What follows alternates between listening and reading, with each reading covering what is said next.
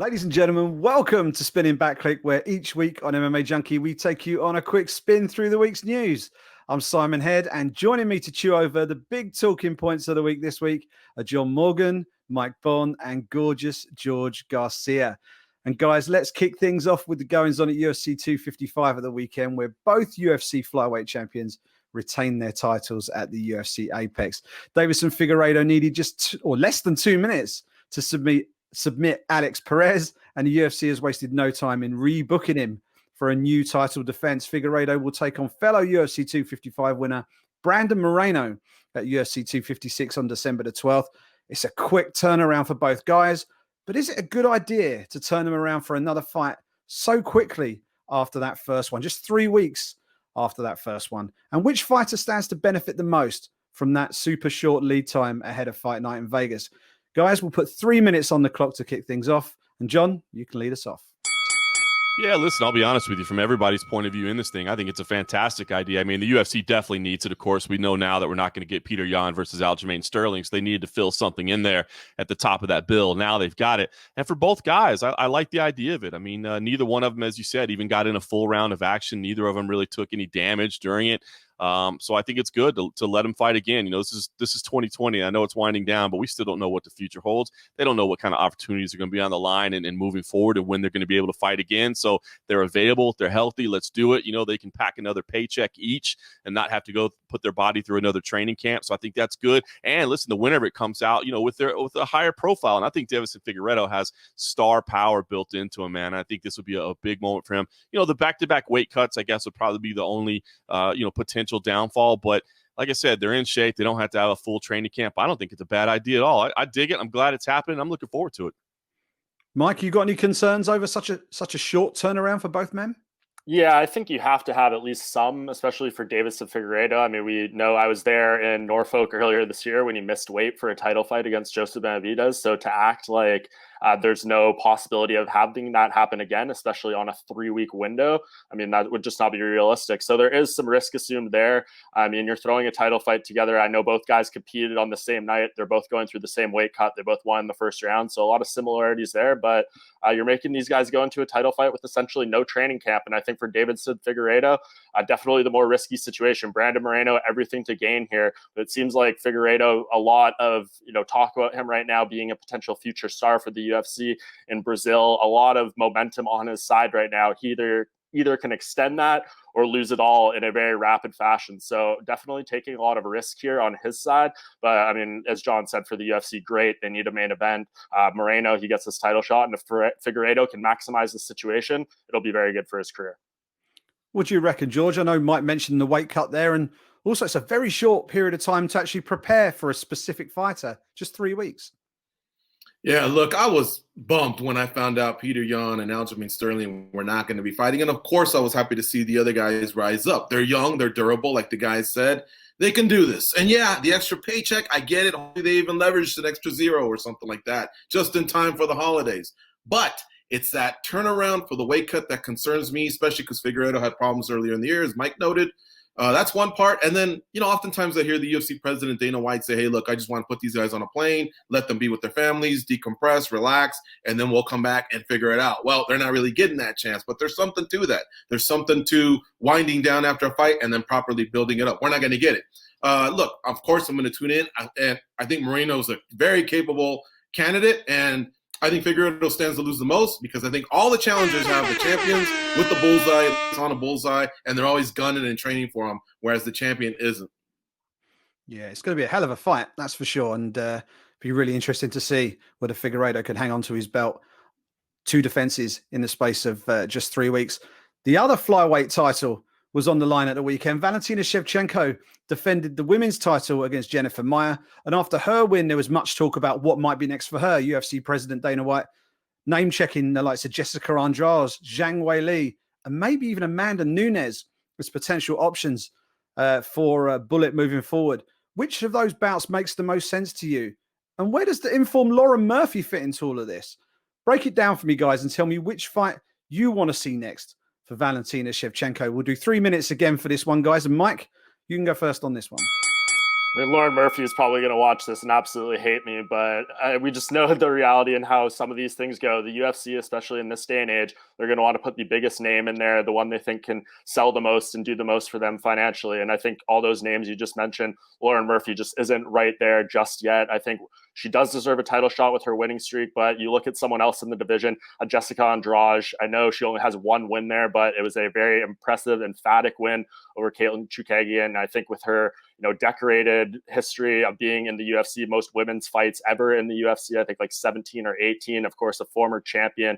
I just think she just has the resume and is the easier sell there for the UFC. So I think they'll probably go her direction first. I do think Murphy right now is in front of a fight against Wally Zhang or Amanda Nunes. She's probably going to get that first against Valentina because they have their own business to attend to. But if you're talking about 125ers, I think it's Jessica Andrade. Sorry, Lauren. Yeah, and this is the thing, George. She's got such a stranglehold on that 125 division. Do you think the UFC has to put her in with someone from outside of the division just to keep things fresh? Well, no, I'm going to go to bat for Lauren Murphy and the flyweights, and I'll tell you why. Because it's a 4-fight win streak, very respectable. And, she's kind of making some noise as well. She was really, really speaking about getting a title shot after her last win. As far as like the other divisions, look, it looks like GDR and Holly Holm kind of ruined everything that was up and coming. So those two are probably going to fight to see who fights Amanda next. And of course, we know Amanda has business at 145. So that's kind of already taken care of. And look, Zhang Weili barely got out of there with the skin of her teeth against Joanna. So it's not like she's dominating per se. I'd still like to see the divisions get handled up until a point where like you look around and there's no one left. So I'm all for Lauren Murphy versus Valentina Shevchenko. Quick turnaround. Let's get it done. And while Amanda sorts things out and then comes around to fight Megan Anderson, then I'd like to see that trilogy fight between Shevchenko first before Nunes versus anybody coming up from strawweight. John, I do call-out collection every week for MMA Junkie, and Lauren Murphy's call-out a few weeks back, probably the best one of the year so far. So is she in a position where she can legitimately get that shot, or is star power going to tell here and she's going to miss out? I hate to say it, but star power is going to push her out. And I think that's okay. I think Jessica Andrade deserves it right now. It's champ versus former champ if she fights Shevchenko. Plus, it's style, too, right? She brings that power to the table. And I think we've reached a point now with Shevchenko where it's kind of like Demetrius or John Jones, where you don't think, hey, you can out-technique that person over the course of 25 minutes. No, you need something that can end a fight. And Jessica Andrade has that. That's the biggest fight to me that you can make right now in the division, the most star power. But here's what I do with Lauren Murphy. You ask where she fits in. She's right there. I think you put her against Caitlin Chukagian. Chukagian has proved herself, as that gatekeeper. They have some history, and Chukagian won the first time around. Murphy wins that, then give her the title shot. It's too early for Zhang Weili right now, and as Shevchenko said herself, Nunes needs to be in front of the crowd. Let's wait on those. Yeah, that makes a lot of sense. Chukagian actually called a Lauren Murphy rematch an easy paycheck. So the heat is already beginning ahead of a potential rematch there. Guys, Fight Night in Vegas this past weekend also saw the return of Platinum Mike Perry, who lost out on the scorecast to Tim Means after an entertaining back-and-forth battle at 170 pounds. Perry's record in UFC is now 7-7, and he missed weight badly on Friday, 4.5 pounds over the 171-pound non-title limit. So, guys, how do you assess Platinum Perry's status in the UFC right now, given everything that's going on with him right now? And what should come next for him at this stage in his career? We'll do 2 minutes on the clock for this one. And Gorgeous George, you can lead us off. Look, I love having these BMF guys around, these street tough guys, those ones that carry all that swag. It doesn't matter whether they win or lose, they put on a show. But as noted, 7-7 in his UFC career, but 3-6 in the last 36 months. What he needs to do is make weight and win, make weight and win. And look, that's just survival, right? But I think if he gets himself with a proper camp and switches things around in addition to making weight and winning, then I think the UFC will invest more in him and probably allow him to stick around a little bit longer. But otherwise, I think he's fighting for his job every single time he goes out there.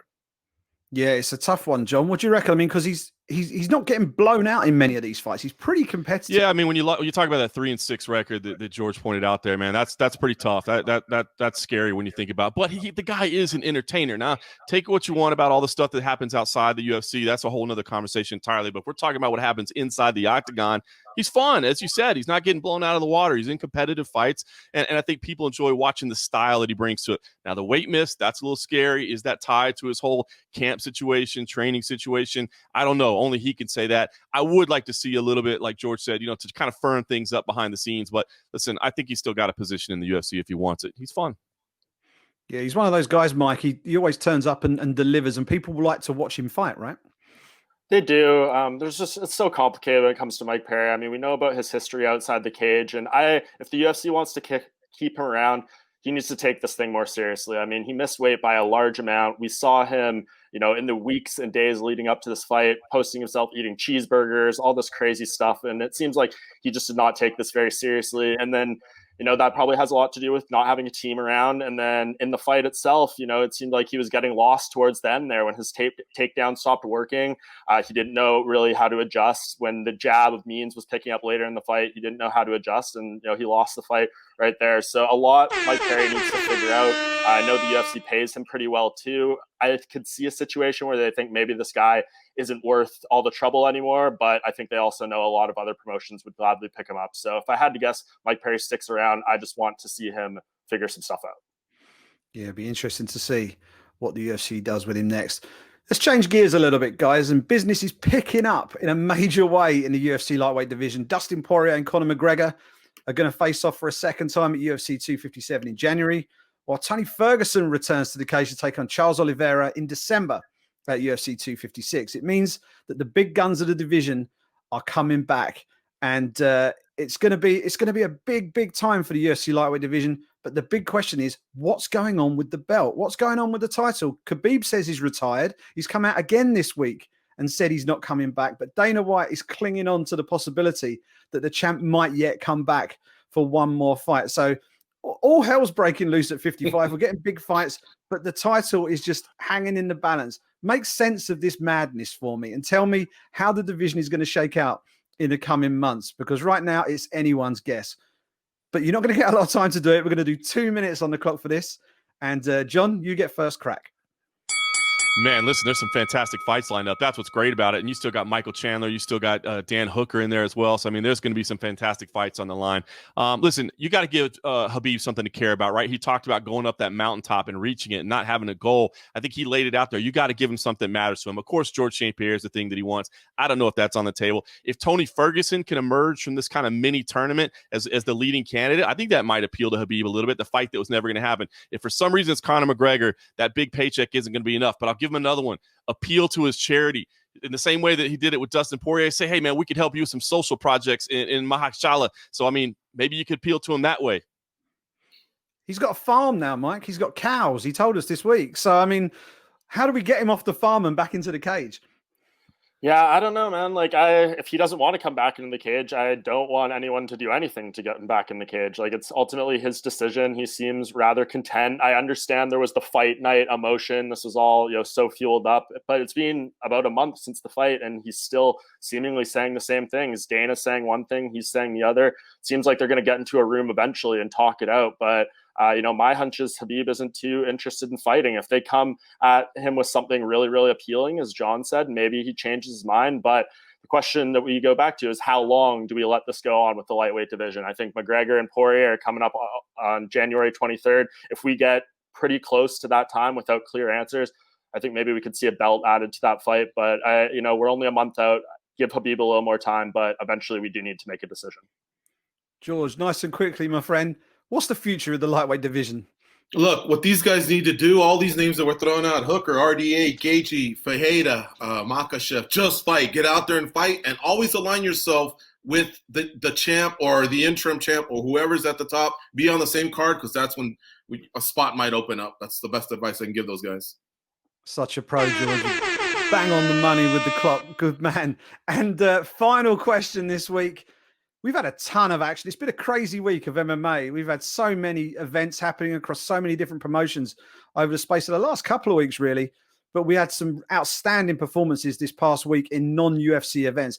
AJ McKee in Bellator, Alex Pereira for LFA, and Kayla Harrison taking a busman's holiday from the PFL and doing the business for Invicta at 145 pounds as well. Very interesting. So to wrap things up this week, guys, which of those guys and girl impressed you the most with their performances this week? And tell us why. We'll do 2 minutes to wrap things up. And John, you can go first.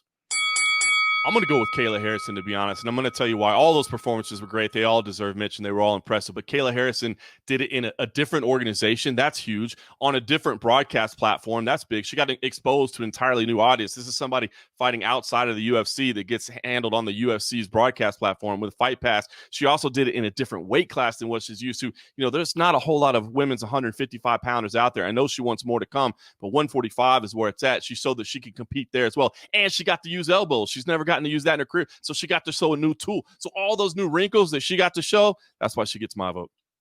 It's called laying the groundwork for the future, I think, that one. George, who gets your vote? AJ McKee, man, this guy is the truth. Look, he's not the hardest hitter, but he hits hard. He's not the best wrestler, but he can wrestle. He's not the best grappler, but he's one hell of a grappler. Did you see that submission this past weekend? What the guy does is blend all the martial arts from one to the other seamlessly. He does it while he's chewing gum. I mean, he is just relaxed and chill out there like it's just a training session. This guy is amazing. He's one of the best stars, if not the biggest star outside of the UFC, and that's why he's ranked highly in the USA Today Sports and MMA Junkie rankings. So on brand. Love it. Nicely done, George. Mike, what about you? Man, I mean, everyone obviously deserves praise here. AJ McKee is unreal. I think, he is the future of our sport and everything. But in terms of maybe like who made the biggest impact over the weekend, my vote is Alex Pereira. Guys, we posted that knockout on the MMA Junkie Instagram. It has almost 400,000 views that he did from that knockout at LFA. That is incredible. Of course, he has the history with Israel Adesanya. I don't know if he's even going to make it to the UFC. We'll see how they progress. We'll see if they sign him, if he can even work his way up that middleweight division or towards a fight there. But of course, there's that history there. I think who made the biggest mark, it was Alex Pereira. Of course, Harrison, McKee, very, very impressive performances. I think they have more upside at the moment than Pereira. But if you talk about who made the biggest mark over the weekend, Alex Pereira. Yeah, big week for MMA and for a lot of the stars on show this week. But that's all we've got time for on this week's show. A huge thank you, as always, to John Morgan, to Mike Bohn, to Gorgeous George, and a special thank you to Goes for clicking all the right buttons behind the scenes this week. After a crazy run of events this week, the schedule's eased up just a little bit this week, but we're bringing you full coverage of UFC on ESPN 18 this weekend as Curtis Blades takes on the Black Beast, Derek Lewis, in the headliner in Vegas. Enjoy your Thanksgiving turkey on Thursday, guys. Enjoy the fights on Saturday. And the Clique will be back next week.